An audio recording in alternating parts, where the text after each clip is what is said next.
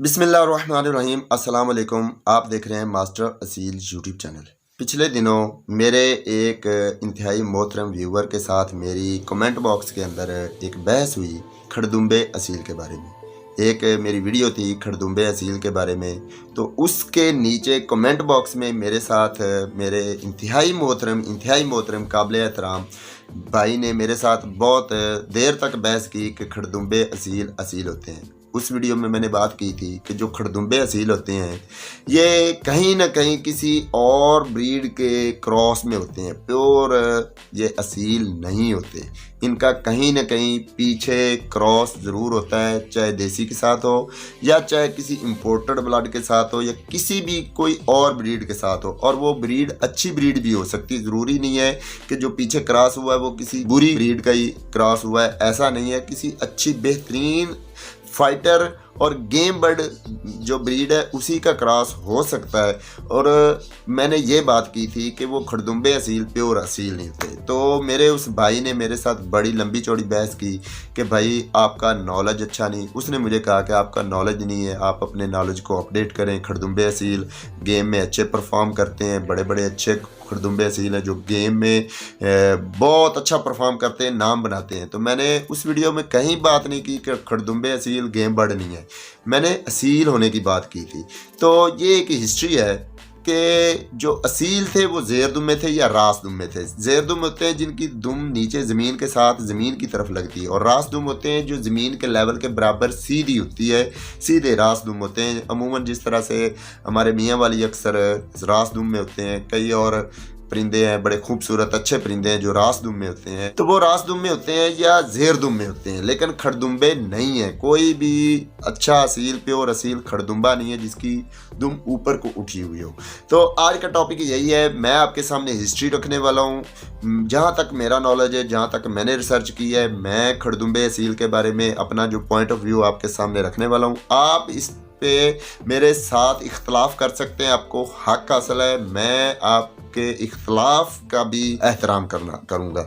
तो क्योंकि ये एक हिस्ट्री है और हिस्ट्री जो होती है कंट्रोवर्शियल हो जाती है। दुनिया की जितनी भी हिस्ट्रियाँ हैं वो मुस्तनद, उन्हें आप कभी नहीं कह सकते कि 100% मुस्तनद है। यहाँ पे मैं एक बात एक हिस्ट्री के थोड़ा सा मेंशन कर दूं कि इब्ने खुल्दून की एक हिस्ट्री है जो बहुत ज़्यादा सराही जाती है, जिसे बहुत पजीराई हासिल है, लेकिन इसके बावजूद आप उसे मुस्तनद नहीं कह सकते। तो हम मुसलमान हैं, इस्लाम में जो मुस्तनद इल्म है वो एक कुरान है। कुरान को हम मुस्तनद मानते हैं क्योंकि इल्हामी किताब है, अल्लाह का कलाम है। और वैसे भी कुरान पाक में सूरह अल हजर में आयत नंबर 9 में अल्लाह पाक ने फरमाया है कि इन्ना नहनु नज़्ज़लना ज़िक्रा व इन्ना लहू लहाफ़िज़ून, कि हमने ये ज़िक्र ये कुरान नाज़िल किया है और हम इसकी हिफाजत करने वाले। तो जब अल्लाह ने ये गारंटी दे दी कि मैं इसकी हिफाजत करता हूँ, तो यहाँ पे हमारा अकीदा है कि ये अल्लाह की हिफाजत में, इसमें रद्दो बदल नहीं है। इसके अलावा जितनी भी आसमानी किताबें हैं जो अल्लाह ने नाज़िल की हैं वो भी महफूज नहीं। तो फिर ये आम हिस्ट्री को हम कैसे कह सकते हैं कि ये महफूज है, मुस्तनद है? ये बिल्कुल अथेंटिक ऐसा नहीं है। कुरान के बाद हम हदीस को मानते हैं और हदीस की आगे कैटेगरीज़ हैं, वो लंबी बहस है, मैं उसमें नहीं जाना चाहता। मैं मुख्तसरन बता देता हूँ कि सही हदीस होती है, सही हसन हदीस होती है, फिर ज़ईफ़ हदीस होती है, फिर मौजू हदीसें, मनगढ़ंत हदीसें होती। तो ये एक कैटेगरी है। तो हदीस लिखने वालों ने भी बड़ी एहतियात के साथ, रिसर्च के साथ ये अहादीस लिखी थी, तब जाके ये कैटेगरीज बनी थी। तो आम जो हिस्ट्री है जो एक दूसरे से सुना के हमने लिखी होती है या अपने पास एक नॉलेज हमें पहुंचा होता है सुना के, उसे हम कैसे मुस्तनद कह सकते हैं? अब मैं अपने उस भाई को जिसने मेरे साथ बहस की थी उसको मैं बता दूं कि जहाँ तक मैंने सुना है, जहाँ तक मैंने रिसर्च किया है कि खड़दुम्बे असील 80 की दहाई के दौरान खड़दुम्बे असील मुतारफ़ हुए थे। इससे पहले बर्रे सगीर में खड़दुम्बे असील नहीं होते थे। अब 80 और 90 की दहाई में हुआ क्या था? उससे पहले हर घर में सिर्फ असील होते थे, कोई और ब्रीड नहीं होती थी। 80 से पहले, ये 80 की दहाई से पहले की बात है। तो 80 की दहाई से पहले तो होते ही हर घर में जो चाहे असील का शौक़ रखता था या सिर्फ गोश्त के मकसद के लिए और अंडों के मकसद के लिए भी कोई मुर्गियाँ रखता था तो वो भी असील ही होती थी। हर घर में असील ही पाए जाते थे और ये गांव में ज़्यादा शौक़ होता था मुर्गियाँ रखना, मुर्गियाँ पालना। शहरों में ये नहीं होता था। ये तो बाद में शहरों में ये جب گیم برڈز کے لحاظ سے گیم کے طور پر اسے شوق کے طور پر اپنایا گیا تو یہ پھر شہروں میں آیا ہے۔ پہلے یہ گاؤں میں دیہاتوں میں ڈھاریوں پہ باہر کھلے علاقوں میں رہتے ہیں، وہاں یہ مرغیاں پالتے تھے تو وہ اصیل ہوتی تھی۔ اب انہی کی ہسٹری، انہی لوگوں میں سے جو پرانے بزرگ، جو پرانے لوگ جو اب بھی زندہ ہیں، وہ یہی بتاتے ہیں کہ 80 اور 90 کی دہائی تک جتنے اصیل تھے وہ زیر دمبے تھے یا راس دمبے تھے۔ زیر دمبے وہ تھے جو بند گدی کے بڑے مرغے تھے، بڑے قد کے، بڑے مورے کے، اور یہ بھی علاقہ وائز ہوتے تھے۔ کچھ علاقوں میں صرف زیر دمبے ہوتے تھے جو بند گدی کے، اور کچھ علاقے جو تھے ان میں چھوٹے پرندے تھے جو راس دمبے تھے، زیر دمبے نہیں بلکہ راس دمبے، لیکن کھڑدمبا اصیل نہیں ہوتا تھا۔ تو یہ تو بات کلیئر ہوگی کہ 80 کی اور 90 کی دہائی سے پہلے کھڑدمبے اصیل نہیں ہوتے تھے۔ یہ بات ہمیں لوگوں سے پتہ چلا جو پرانے بزرگ ہیں، جو اصیلوں کو جانتے ہیں، جنہوں نے رکھے تھے، جنہوں نے ان کی پراپر شوق کیا تھا، ان کی بات۔ اب سوال یہ پیدا ہوتا ہے کہ یہ کھڑدمبے اصیل پھر آئے کہاں سے؟ 80 کی دہائی سے پہلے جو لوگ مرغیاں رکھتے تھے ان میں سے زیادہ تر تعداد وہ ہوتی تھی جن کا مقصد ہوتا تھا انڈے لینا یا گوشت کھانا۔ ان کا مقصد کوئی شوق نہیں تھا، کوئی گیم کروانا نہیں ہوتا تھا۔ زیادہ تر ان کی تعداد تھی، تقریباً 90% وہ لوگ تھے جن کا مقصد ہوتا تھا گوشت لینا یا انڈے لینا۔ اب یہ اصیل کی میں ایک یہ خامی سمجھ لیں یا خوبی کہہ لیں کہ یہ انڈے بہت کم دیتی، میکسیمم 8، 10، 15، اینڈ سے 20 انڈے دے دیتی، اور پھر ایک دفعہ دے دیے تو 6 مہینے، کم از کم 6 مہینے دوبارہ انڈے نہیں دیتی۔ تو جن کا مقصد انڈے لینا ہوتا تھا یا آگے بچے بنا کے گوشت کی پروڈکشن کرنا ہوتی تھی کہ گھر میں ہو، چلو گھر کا پرندہ ذبح کیا، گوشت کھا لیا، ان کو یہ اچھے نہیں لگتے تھے۔ مطلب کسی حد تک وہ اس سے دل برداشتہ تھے کہ یار یہ پروڈکشن اس کی اچھی نہیں۔ اسی دوران متعارف ہوئی یہ گولڈن مصری۔ اب گولڈن مصری جب متعارف ہوئی، یہ بہت زیادہ انڈے دیتی ہے، بہت زیادہ پروڈکشن ہوتی ہے اس کی، انڈے زیادہ بہت زیادہ دیتی، کوڑک تو ہوتی ہی نہیں۔ تو ان لوگوں نے جن کا یہ مقصد تھا کہ صرف ہم نے انڈے لینے، گوشت بنانا ہے، گوشت کھانا، انہوں نے اپنی 4، 5 اصیل اچھی مرغیاں دے کے ایک مرغی گولڈن لی تھی، مصری لی تھی۔ اس دور کی بات ہے، اور یہ میرے بزرگوں نے مجھے بتایا، میرے بزرگوں نے مجھے بتایا ہے۔ میں نے اپنے پیچھے، یہ زیادہ بات پرانی بھی نہیں ہے، انہوں نے بتایا کہ ہم نے جب یہ مرغیاں آئیں، اور ایک اور مرغی ہوتی تھی سفید مرغی، برائلر کی طرح، جسے جاپانی مرغی بھی بولتے تھے، وہ بھی بہت زیادہ انڈے دیتی تھی، اس کے انڈے کا سائز زیادہ تھا۔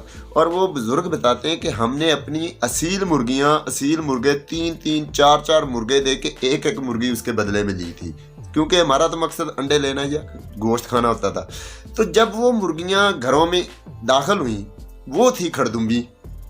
اب ان مرغیوں کے گھر میں داخل ہونے سے ہوا کیا کہ اصیلوں میں ان کا خون مکس ہوا، تو ایک تو کھڑدمبے اصیل وہاں سے بنے۔ یہ تھے عام گھر جو گیم نہیں کرواتے تھے، ان کے گھر میں کھڑدمبے اصیلوں کی کہاں سے بنے۔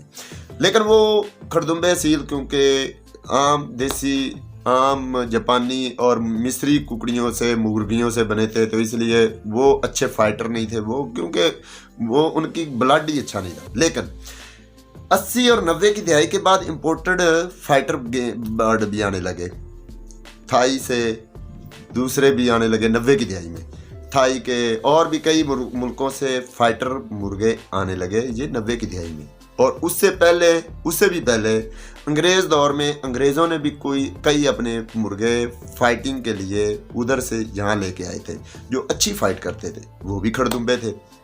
اب ان کھڑدمبوں کا جو فائٹنگ کا شوق رکھتے تھے، گیم کا شوق رکھتے تھے، ان لوگوں نے ان مرغوں کا جو باہر سے آئے ہوئے تھے، انگریزوں نے جو یہاں پہ لے کے آئے یا 90 میں جو امپورٹ ہو کے آ رہے تھے، ان کو اپنے اصیلوں میں مکس کرنا شروع کیا۔ جب ان اصیلوں میں مکس کرنا شروع کیا تو تب سے کھڑدمبے اصیل بڑھنے شروع ہو گئے۔ اب یہاں پہ آپ سوال کہیں گے، سوال آپ کے ذہن میں آ سکتا ہے کہ ایک طرف تو یہ ہے کہ 90 کی دہائی سے پہلے کھڑدمبے اصیل نہیں ہوتے تھے، تو انگریز تو تھا 1947 سے بھی پہلے، تو وہ لے کے آ رہا تھا، تو تب کھڑدمبے اصیل، بھائی اس وقت کھڑدمبے اصیل اگر تھے تو وہ بہت کم مقدار میں، بہت کم تعداد میں تھے، صرف ان لوگوں کے پاس تھے جن کا مقصد گیم کروانا تھا۔ اور جو گیم کرواتے ہیں لوگ، وہ زیادہ اپنے پرندے باہر نہیں نکالتے، آپ کو پتہ ہی ہے، وہ صرف اپنے پاس ہی رکھتے ہیں، اس لیے یہ زیادہ تعداد میں نہیں تھے، بہت کم تعداد میں تھے۔ और वो फाइट करवाते थे, गेम करवाते थे। बाहर वाले परिंदे का अपने असीलों में खून शामिल करने के बाद नई नस्ल, नई ब्रीड बनाने से वो अपने गेम के मकासद हासिल करते थे। तो वहाँ से खड़दुम्बे असील आए। अब बात आती 90 की दहाई। तो 90 की दहाई में बुज़ुर्गों ने अगर खड़दुम्बे असील नहीं देखे थे या उनके घरों में कभी असीलों में से खड़दुम्बे नहीं निकले थे, तो यहाँ से हमें ये सवाल का जवाब ये मिलता है कि असील का तल्लक खड़दुम्बे से नहीं था, ये पीछे किसी न किसी मिलावट की वजह से खड़दुम्बे आए। तो अब अगर आप कहते हैं कि खड़दुम्बा असील अच्छी गेम करता है, तो भाई जो अंग्रेज़ लेके आया था परिंदा वो भी खड़दुम्बा था और अच्छा गेम बर्ड था। उसने असीलों में अपना खून उन परिंदों का शामिल किया सिर्फ इस मकसद से कि अच्छे गेम बर्ड हासिल हो।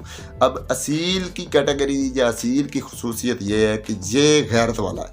जो बाहर से परिंदे आए थे वो उतने गैरतमंद नहीं है। असील की सबसे जो उसको मुमताज़ करती क्वालिटी वो उसकी गैरत है, और इसी वजह से इसे असील बोला जाता है। किसी भी और परिंदे को, इम्पोर्टेड परिंदे को असील नहीं कहा जाता। तो ये गैरत वाला है। अब गैरत से मतलब ये है कि ये मैदान से नहीं भागता, और बाहर के जो परिंदे थे इम्पोर्टेड वो मैदान से भागने वाले होते थे। इसलिए अंग्रेज़ ने असील का खून उनमें शामिल किया ताकि उनमें भी गैरत आ जाए। गैरत हासिल करने के लिए उसने शामिल किया। लेकिन जो वो बाहर से परिंदे आए थे उनमें कुछ ऐसी खूबियाँ भी थी जो असील में नहीं थी। तो अंग्रेज़ ने या लोगों ने जो शामिल किए वो खून, उनके पीछे मकसद ये था कि गैरत जो है, गैरत वाला जो खूबी है वो असील वाली आ जाए, और जो दूसरी अच्छी फाइटिंग वाली स्किल्स हैं वो उस परिंदों में से कुछ आ जाए। और अपने पास वो चाहते थे कि एक ऐसी नस्ल बने जिसमें दोनों का कॉम्बिनेशन हो। तो यहाँ से आहिस्ता आहिस्ता खड़दुम्बे असील मुतारफ़ होने लगे।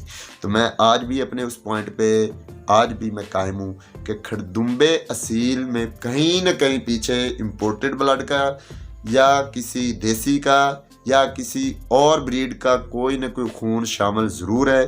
पीछे जो खून शामिल है वो कोई अच्छा फाइटर बर्ड भी हो सकता है, कोई आम तालडा असील भी हो सकता है, कुछ भी हो सकता है, लेकिन वो प्योर असील नहीं। मैं इस पॉइंट पे आज भी खड़ा हूँ, मैं कायम हूँ। बाकी जो इख्तलाफ करता है उसकी राय भी मेरी सर आंखों पे, मैं अपने पॉइंट पे खड़ा हूँ। लेकिन याद रखिए ये हिस्ट्री है, हिस्ट्री मुस्तनद नहीं होती, ये अंदाजे हैं, और अंदाज़ा गलत भी हो सकता है, थ्योरी गलत भी हो सकती है, ठीक भी हो सकती है। तो थ्योरी की थ्योरी रहने दिया करें। कभी भी अपनी बात को मुस्तनिद ना कहा करें कि सिर्फ मैं मुस्तनिद हूँ, अगला बंदा तो बिल्कुल बकवास है, ऐसा नहीं कहना चाहिए। ना मैं अपने आप को मुस्तनिद कह सकता हूँ कि मैं ही मुस्तनिद बात कर रहा हूँ, आप नहीं कर रहे, आप बकवास कर रहे हैं। जब मैं ऐसी सोच रखूँ या आप कहें कि भाई यही बकवास कर रहा है, हम मुस्तनिद, ऐसा नहीं है। ये कहीं भी आप माजी में नहीं उतर सकते। कैसे आप कह सकते हैं कि आपने शुरू से जो असील है उसके साथ साथ आप चल रहे हैं, कि आप देख रहे हैं कि ये असील ही जा रहा है, प्योर ही जा रहा है। कैसे आपके पास ये यकीन हो सकता है कि ये प्योर ही आ रहे हैं? कहीं पीछे मिलावट होगी, आप तब थे ही नहीं, आपके पास कोई ऐसे कोई प्रिंट मीडिया ही नहीं था, कोई मोबाइल ही नहीं था, कोई इंटरनेट ही नहीं था जहाँ तक वो आप रिसर्च कर सकें कि वाकई वहाँ पे प्योर ही आ रहा है। ऐसा नहीं हो सकता है, कहीं भी क्रॉस हुआ हो। तो मैंने लॉजिकली बताया कि ये खड़दुम्बे असील कैसे पैदा हुए। अगर आपके पास खड़दुम्बे असील का प्योर होने की कोई दलील है तो लॉजिकली आप भी बता दें, मैं आपकी बात को मान लूँगा। बहरहाल वीडियो काफ़ी लंबी हो रही है, अगली वीडियो तक इजाज़त दीजिए। अल्लाह हाफिज़।